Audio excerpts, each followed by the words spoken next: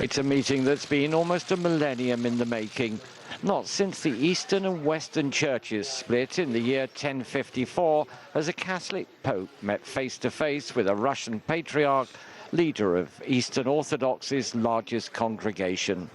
It was Cuba's President Raul Castro who brokered this historic encounter on secular, neutral ground, a VIP lounge at Havana Airport. This airport meeting was never intended to resolve the centuries-old theological differences.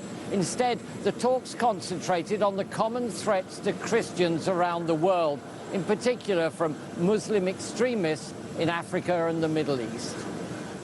After 2 hours of talks, they emerged to sign a joint declaration calling on the international community to act urgently to prevent further expulsions of Christians from the Middle East.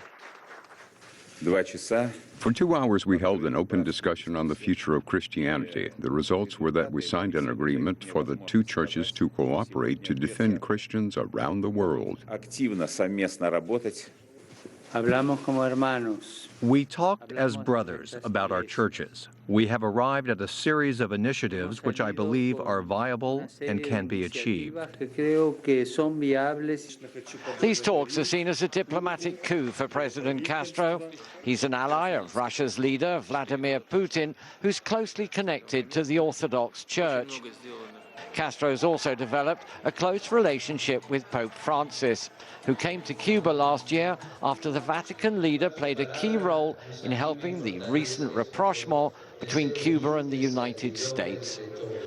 Cuba is also involved in attempts to end Latin America's longest-running guerrilla war, hosting peace negotiations between the Colombian government and the FARC guerrilla movement. This meeting of religious leaders is another sign that Cuba is positioning itself as a broker for peace and reconciliation rather than the old days of trying to export its revolution abroad.